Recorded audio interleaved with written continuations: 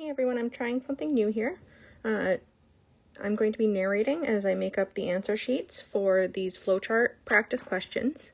And you'll see a little ghost image of what I'm going to be writing as I go through. And that ghost image will fill in as I get to the right point in the narration. Let's get started. For our first problem, we just have a little problem about trying to find the value of count at the end of the flow. I'm going to show you how I set up my little iterations table for this, and just one way that you might organize your thoughts about it. The first thing I'm going to do is label these statements with numbers so that we can talk about them a little bit easier.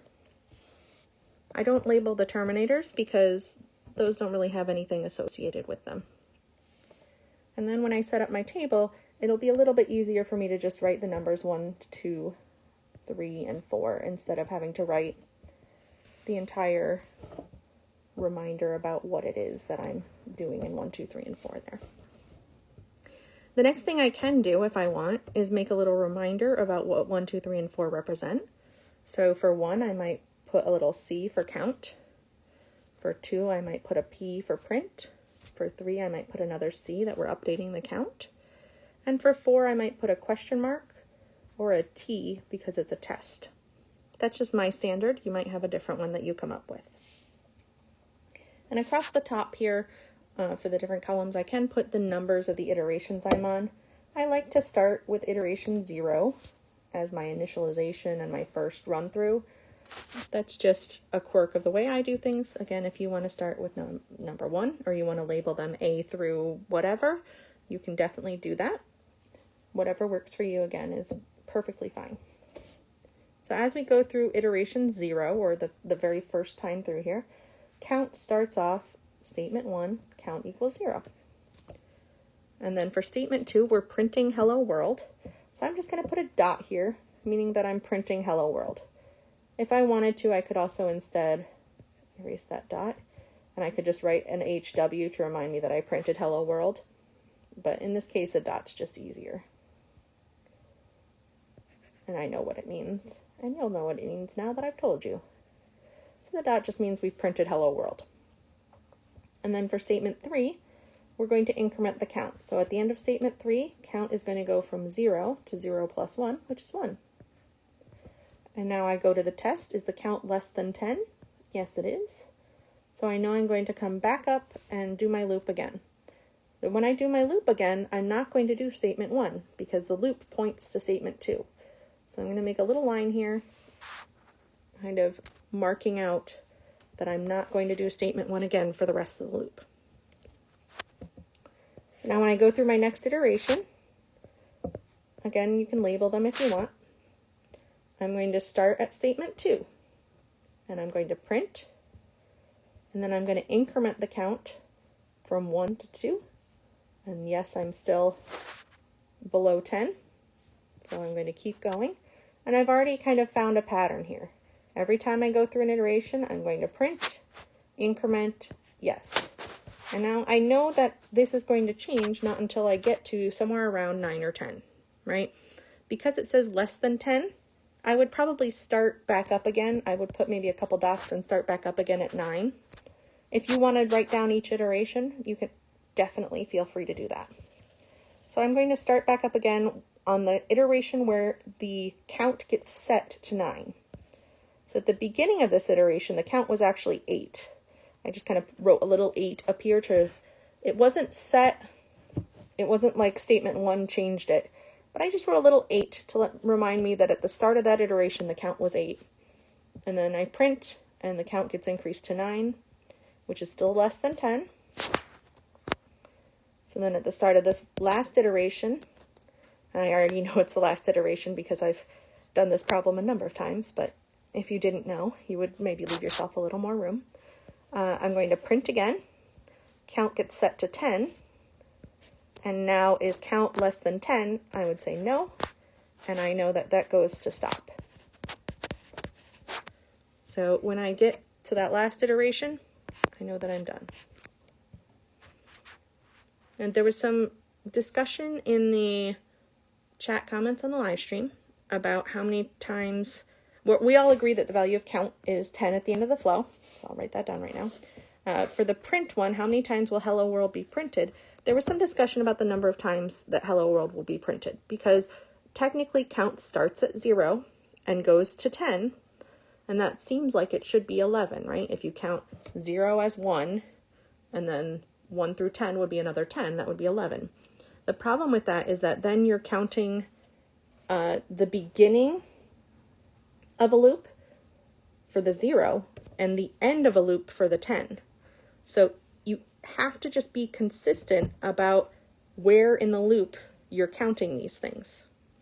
So if you want to count the value of C at the end of every loop, the value of C at the end of the loops goes from 1 to 10.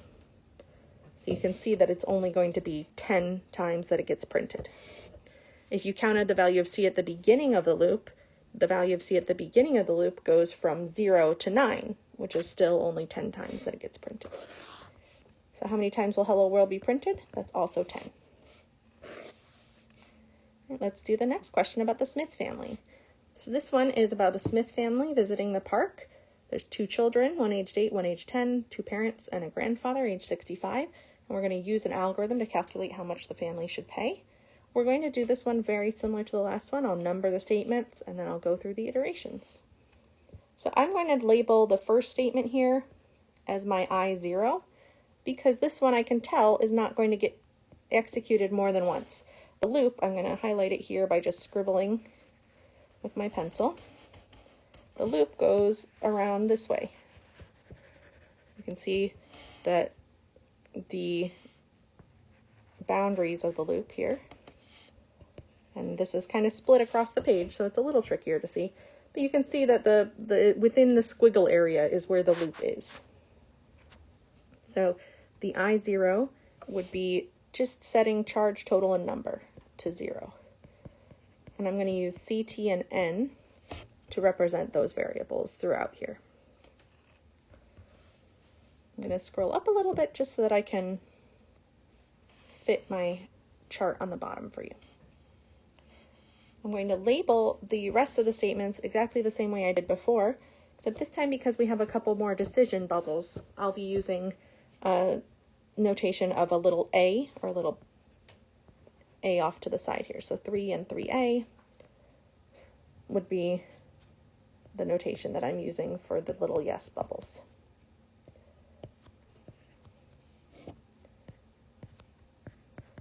Let me just finish labeling these. There we go. So now I can do, along the left-hand side, I'll just do statements 1 through 8, 4, 5, 6, 7, 8. And then I'll also put C, T, and N, just so I can continue to track those variables.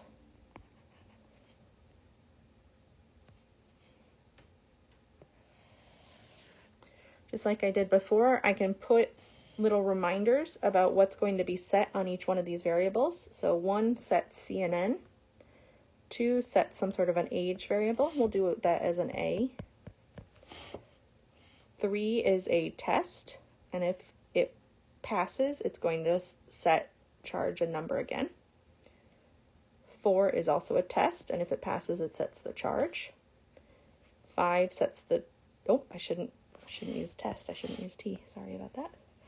I'll use a question mark, because T is for total. 6 is another test, and that's going to be my little loopy, so I'm going to put a line here to show that that's the end of the loop. And then 7 is another decision point test, where it's going to set a total if it passes that. And then 8 is just my output. And then C, T, and N are going to be my variables as I go through. So now for my iterations, I'm going to start with the 8-year-old. And then I'll write down everybody I'm going to go through as I go. So I'll have the 8-year-old, the 10-year-old, parent 1, whoever that is, parent 2, whoever that is, and then a 65-year-old. So as we start this loop, C, T, and N start all at 0.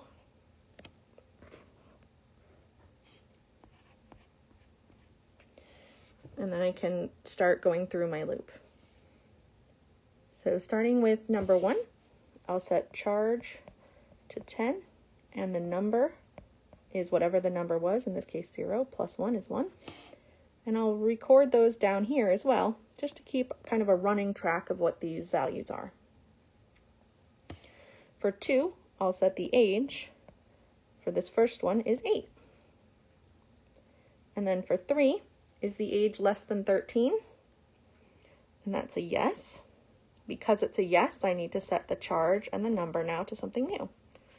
So the charge is going to be set to 5, and the number is going to get set to the number minus 1, so back down to 0. I'll come down here and update these to 5 and 0.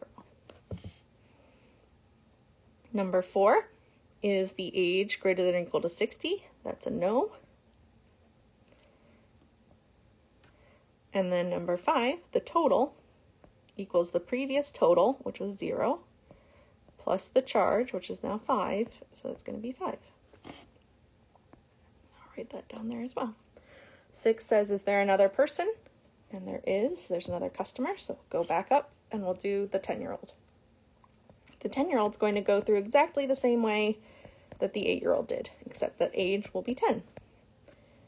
Test 3 is the age less than 13 will also be a yes. So we'll set the charge to 5 and the end is 0. Oh, I didn't update down here, sorry. 10 and then it was 1 and then it goes to 5 and 0. And then no, they're not greater than 65. But now the total is going to be the previous total, which was 5, plus our new 5.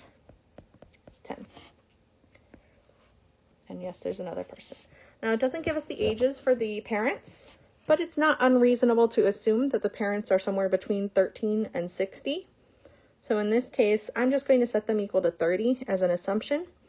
I would also make an assumption that were this type of question on your exam, you would be given an exact age for the parents.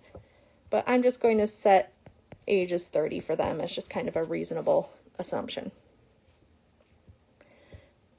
So for parent 1, we're going to go through and we're going to set C equal to 10 and N equal to 1, just like we have been doing.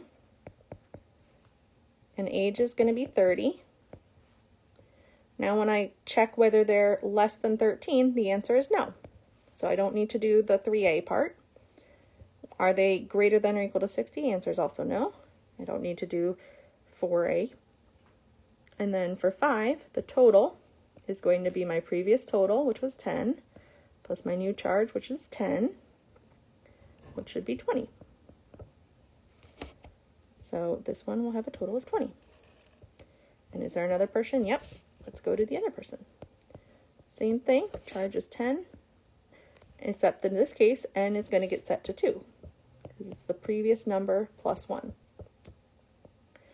Age is still 30 for this person, which means that both of our tests about age are going to be no's. Our total is going to be 20 plus 10, which is 30. And yes, there's another person. For our last person, start the same way. Charge is 10. N is going to be 3 because we're incrementing that again. And age is 65. Is age less than 13? No. Is age greater than or equal to 60? Yes. So now I have to set the charge to 9 instead of 10. So now the total equals the previous total, which was 30, plus our new 9. So that should be 39. And is there another person? Nope. Now for test number 7, is the number greater than 4? So is N greater than 4? No, it's not, because it's only 3. So we need to now output the total. And when we output the total, it's going to be 39. So that is our final answer here. Total equals 39. Okay. For our next question, we have a number of different weights of parcels that we're trying to figure out. And this one is a rather straightforward flowchart, especially based on the last ones we saw. The only difference is in this case, the two different paths are not linking back together quite the same, so I'm just going to label them a little bit differently. I'm just labeling the no path as 2A and the yes path as 2B and 3, so that we can see how things leave and come back together. So the first thing would be setting the weight. The second thing is a question about the weight. And then I'll make a note here that's 2A or 2B or 3. So if you go down path 2A, you're obviously not also going down path 2B. 2B sets the excess, and 3 sets a cost. 2A also sets a cost. So just like I've been doing for the other examples, I'll go through each of my weights now and try to get answers. So for the first one, the weight is 2. So I will, for statement 1, set the weight to 2. For number 2, is the weight greater than 2? The answer is no. So I will go to 2A, which sets the cost at a flat $2. I'll assume it's dollars. It could be I don't even know, euro instead, but I'll assume it's dollars for now. And that means we won't be going down paths 2B or 3 because we went down path 2A instead. So I will put the cost equals 2 right there in the answers. The next one, the weight is 3. Is the weight bigger than 2? Yes, it is. So that means I'm not going down 2A. So I'm going to come down here, and I'm going to set the excess equal to the weight, which is 3 minus 2. So that's 1. And the cost is equal to 2 plus whatever the excess was times 3. So this will be 2 plus 1 times 3 is 3, which makes 5. I left myself a lot of room below 3, and that turns out to be a good thing. Weight of 1.5 is our next iteration. 1.5 weight is not bigger than 2, so it'll be $2. And go on to the next one. A weight of 5 is bigger than 2, so I'll cross off path A, and I'll come down here to path B. The excess is still going to be the weight minus 2. In this case, it'll be 3. The cost is going to be 2 plus the excess times 3. That'll be 2 plus 9, or 11. And for the last one, the 10 pounds. Yes, it's bigger than 2 pounds. The excess is 10 minus 2 is 8.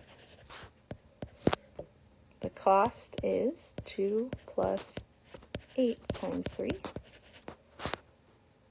is 2 plus 24, which is 26. Okay, there's all our different costs for that one.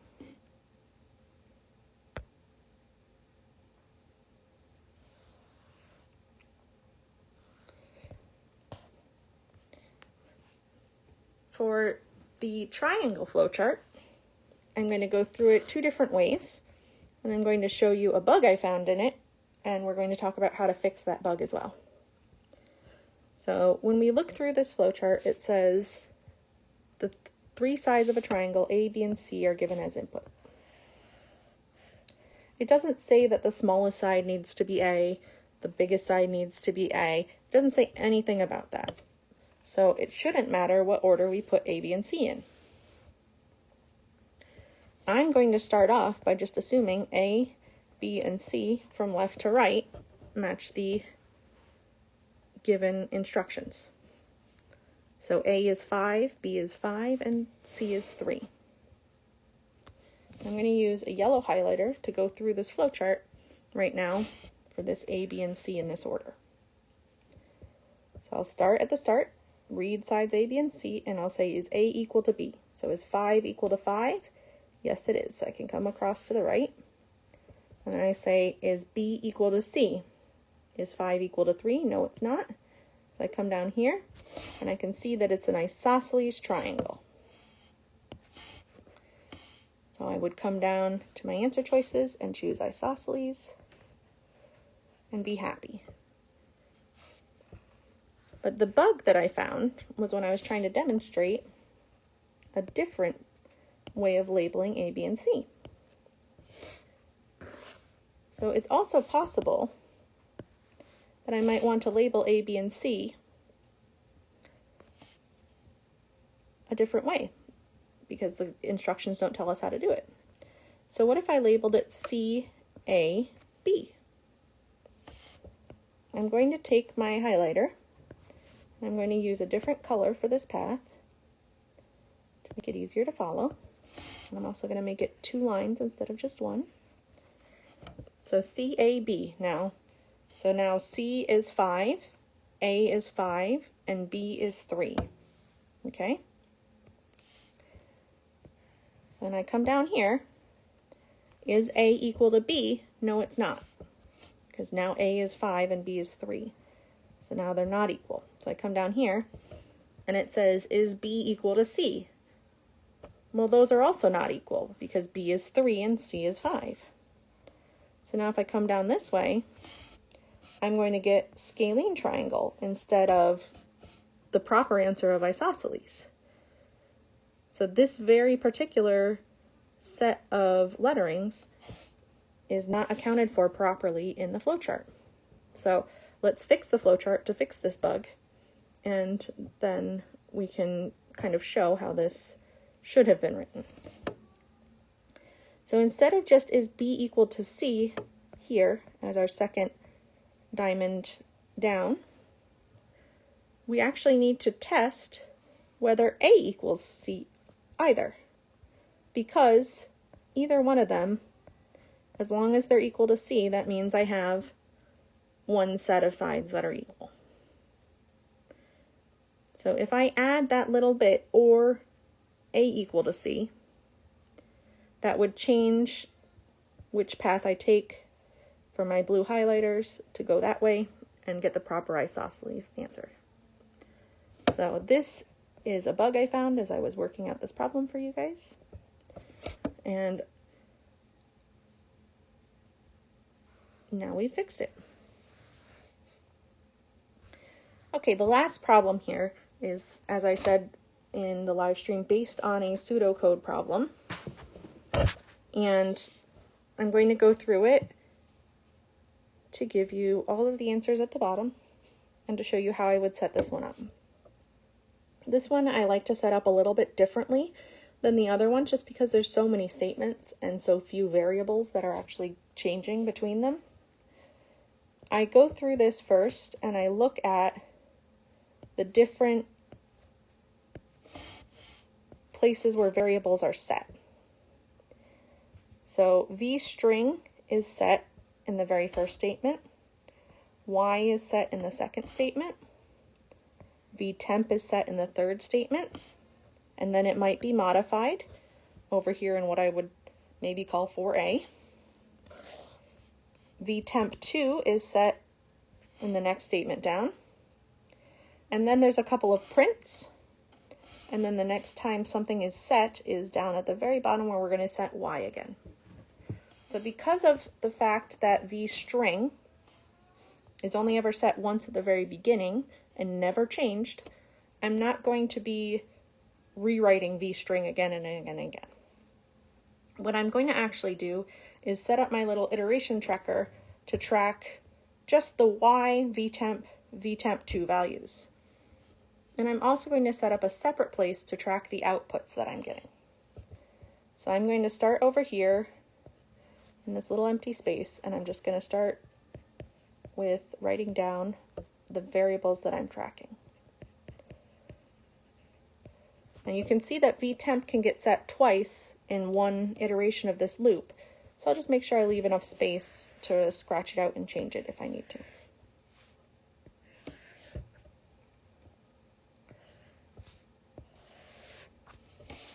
And then I'll maybe put the output over here, just below where it says substring, because that's where the output's going to start, somewhere around there anyway, where the print statements are.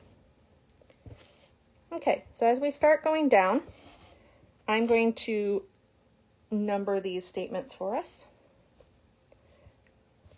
I'll just number them the way that I started talking about them. 4, 4A, 5, 6, 6A, 7, 8, 8A, and 9. That'll just let me talk about them a little bit easier as I'm narrating you through this. So I'm going to start with statement 1 was vString. As we already discussed, I'm not going to be doing anything with that because it doesn't change through the whole program. For statement 2, y equals 1. All right, I'll set y equal to 1. And then I might actually make a little indicator here with a squiggle like I did before to show that this is where the looping part kind of starts, because here's my loop with the squiggle. That whole section there is where the loop is. And there's only one way to break out of this loop. I'm going to circle that right here. This yes is how you get out of the loop towards the end. So that's also important for us to look for. All right, let's go back up to the top here. Statement 3, vtemp is y times 3. So I'll do 1 times 3 is 3. And now I'll look at statement 4 and I'll say, is y bigger than 2? No, it's not. So now I'll go down to vtemp2 is equal to vtemp2 plus vtemp. I mentioned in the live stream, just assume vtemp2 was initialized to 0 or undefined. So now that you're initializing it, it'll just be the same as vtemp for this first run through. Statement 6 asks whether vtemp is bigger than 6. In this case, it is not. So I'm down at statement 7 now, and I need to print whatever vtemp is. So I'm going to print a 3. So I'll put that in my output section. Now at statement 8 says, is y bigger than or equal to 5?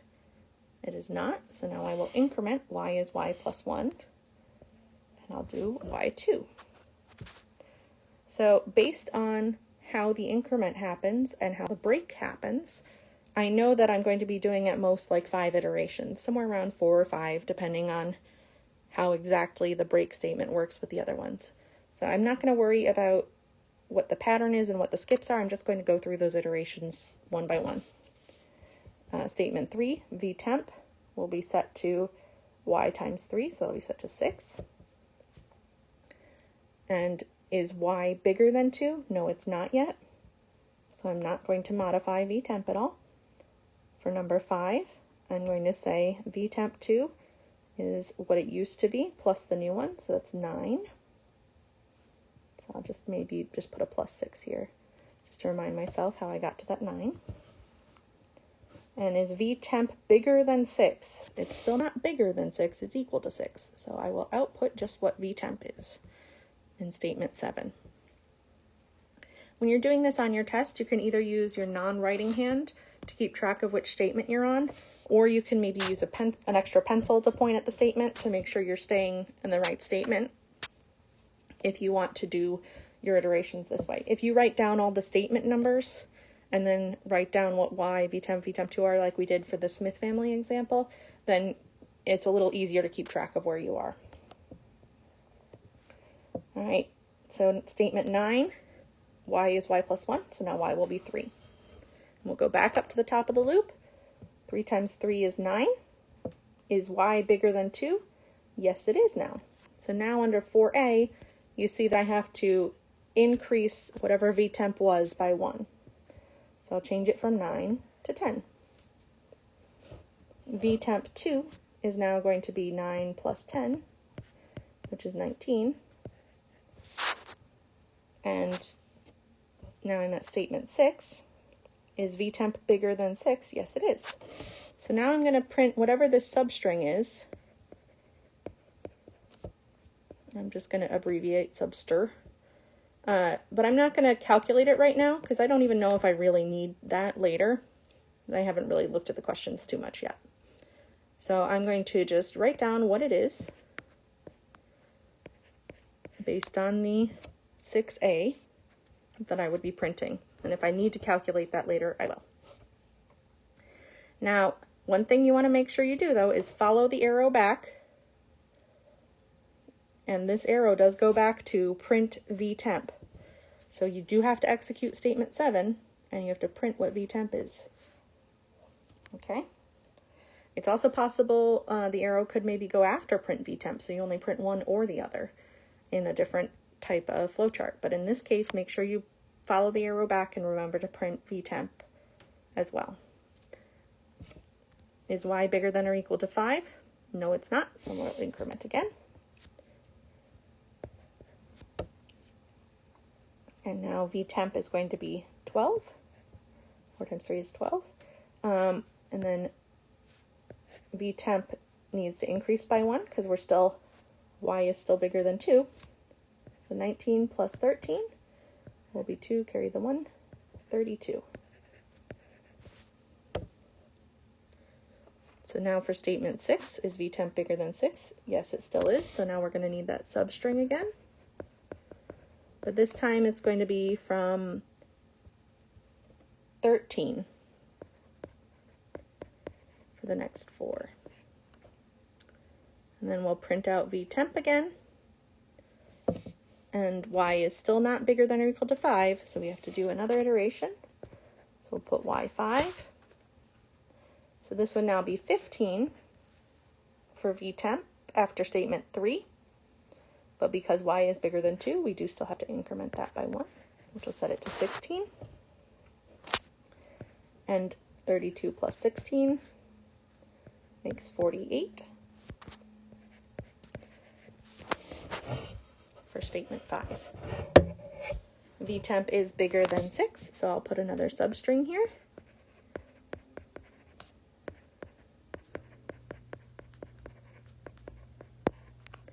And I'll print 16. Oops, sorry, that should have been a 16 right there. And then, now that I'm at statement 7, print vtemp, I'll go down to statement 8. Is y bigger than or equal to 5? Finally, we can say yes. So now for 8a, we have to print out what vtemp2 is, which is currently 48. And then we can end. I just like putting a couple squiggles, railroad tracks or something to show that it's the end. Okay, now we can come down to the questions and just answer these questions based on the chart that we filled out. So what's the value of vtemp after completion? Well, that's going to be 16 because it's the last value I wrote down for vtemp. And vtemp2 will be 48. So now 35 wants us to list the values that'll be sent to output by the print function. So now I actually do have to figure out what those values are. So I'm going to need to know what the 10th, 13th, and 16th characters are in that alphabet string. So I'll just write out the alphabet string. If you want to do this just on the one that's there, you can as well. It's just a little bit easier for me to show you when I rewrite it down near the question. So I'm just going to count off 1, 2, 3, 4, 5, 6, 7, 8, 9, 10. The 10th character is this J. 11, 12, 13 would be this M. 14, 15, 16 would be the P.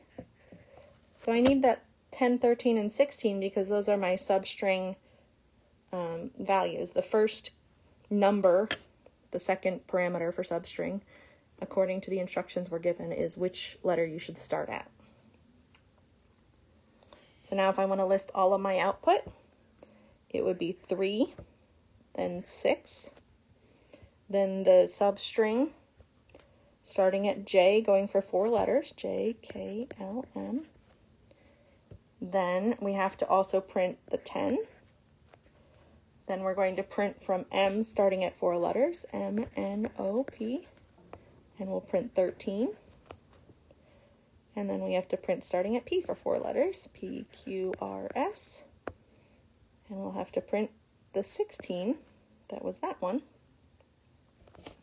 And then that last vtemp2, which was for 48. So this would be the answer to 35, would be all of that is what's output. For 36, how many iterations will the loop perform? It'll perform 5 iterations. The main processing part of the loop will go through 4 times, or 5 times, even though you only loop back to the beginning 4 times. It actually performs all the iteration steps 5 times. List in correct correct order, the values of vtemp for each iteration. So that was 3, then 6, then 10, then 13, then 16. That's at the end of each iteration. So maybe I'll just put a note here, at end of each iteration. Within the loop, how many times was the value of vtemp printed? Well, if we looked at our loop again, remember how our print substring led back to print vtemp. So every time we went through the loop, we did print vtemp. So that is 5 times. And then how many times was substring called? Well, I have that already written from my output area. So it was called 3 times. And then the last question says, what is, after the 3rd iteration of the loop, what was the value of vtemp2? So I can say after the 3rd iteration of the loop, the value of vtemp2 at the end of that was 19. It's easy for me to say that. All right. And that's all of these questions. Thanks, everybody, and have a great day.